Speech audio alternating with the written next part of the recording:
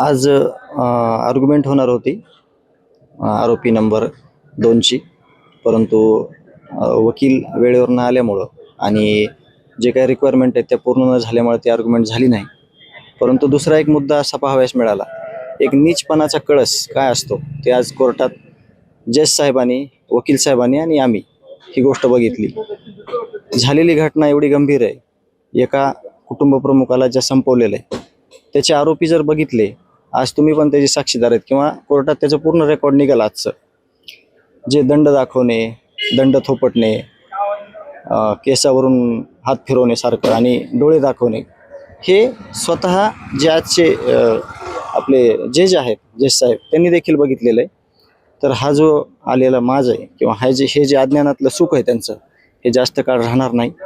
ह्याला 100% कठोरातली कठोर शिक्षा मिळणार आहे हे त्यांना आज माहीत नाही. परंतु आज वाईट वाटलं की केलेलं एवढं निर्घृण कृत्य याची कसलीही त्यांना जाण नाही किंवा त्यांना कुठलीही त्याच्यात म्हणजे काही वाटत नाही त्याच्यात की आपण काय केलं आणि हे काय झालं.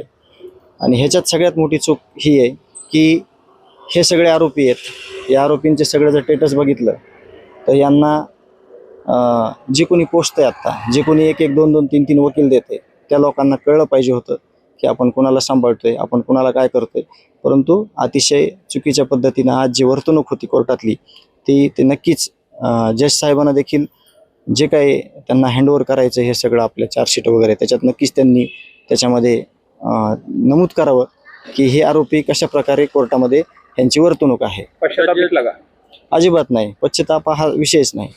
कारण का ते सगळे अज्ञानात खुश आहेत, त्यांना काहीच माहीत नाही म्हणजे पुढं काय होणार आहे, आपण काय केलंय किंवा त्याचा कसलाच पश्चाताप बिलकुल 1% देखील नाही. आता जज बदललेले आहेत, ही शेवटची त्यांच्या समोर सुनावणी होईल. आता पुढे जज बदलतील, याचा पुढे काही तुम्हाला वाटते फरक पडेल किंवा परिणाम दिसेल? नाही, या सगळ्या आरोपींना शिक्षा मिळणार आहे. ह्यांनी कठोरातलं कठोर पाप केलेलं आहे आणि जरी आता जज बदलले तरी येणाऱ्या काळामध्ये जे कोणी आता जज म्हणून या केसमध्ये येणार आहे ते योग्य न्याय देतील आणि आम्हाला न्यायालयावर विश्वास आहे. तर आरोपींनी ज्या पद्धतीने आज आतमध्ये कल्लोळ किंवा ज्या पद्धतीने त्यांची वर्तणूक त्यावरून आज कलर उडवणे असा देखील प्रकार तुम्हाला पाहायला मिळाला का? आणि हे जज बदलल्यामुळे असं ते घडलं असावं किंवा ते तसं करत ते असं तुम्हाला जाणवलं? नाही, तो अंदाज नाही देता येत आपल्याला त्याचं काही माहीत नाही. परंतु जी काही वर्तणूक होती आजची त्याच्यामध्ये वर्तणूक त्यांची आहे, पण जे पाठीराखे आहेत त्यांचे, जे राजकीय जे वरद हसते त्या सगळ्यांना, जे कोणी वकील प्रत्येक वेळेस, आज देखील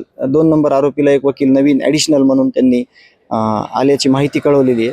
त्याच्यामध्ये सगळा दोष त्यांना, पण त्यांचा तर दोष 100% आहे, त्यांनी गुन्हा केला आहे. परंतु गुन्हा करायला जे अभय देणारे त्यांचे कोणी पाठीराखे आहेत त्यांचे किंवा हे सगळं चुकीचं असताना बरोबर म्हणणार आहेत ते खरे आरोपी आहेत आणि त्यांना सुद्धा नियती सोडणार नाही. मात्र त्यांनी कॉलर उडवल्याची देखील चर्चा होती, तुम्ही ते पाहिलं काय काय? कोर्टाने देखील पाहिलं, वकील साहेबांनी देखील पाहिलं, पत्रकार बंधू तिथं तुम्ही सगळे होतात त्यांनी देखील पाहिलं आणि आम्ही देखील ते पाहिलं. त्याच्यात कुठलाही पश्चाताप नव्हता किंवा आपण काहीतरी चुकीचं केलं ह्याची जाणीव देखील नव्हती. परंतु ज्यावेळेस शिक्षा भेटेल त्यावेळेस ह्या गोष्टीची जाण त्या आरोपीला नक्की होईल. परंतु त्यावेळेस माफी करायला किंवा माफी मागायला सुद्धा कोणी त्यांच्यासमोर नसेल. आज आरोपी क्रमांक 7 च्या वतीनं जामीनचा अर्ज दाखल करण्यात आलेला होता, त्याचा आम्ही लेखी स्वरूपात उत्तर दिलेलं आहे.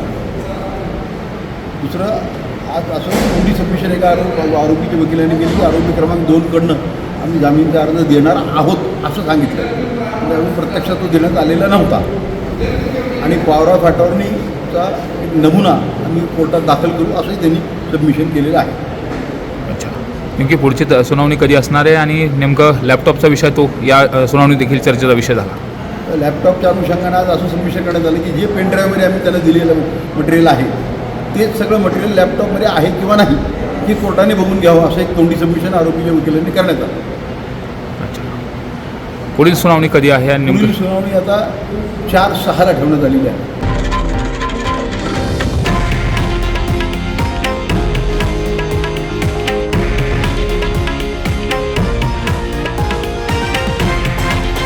हे आहे देशातील नंबर 1 न्यूज नेटवर्क आणि आपण पाहत आहात TV9 मराठी, एकमेव.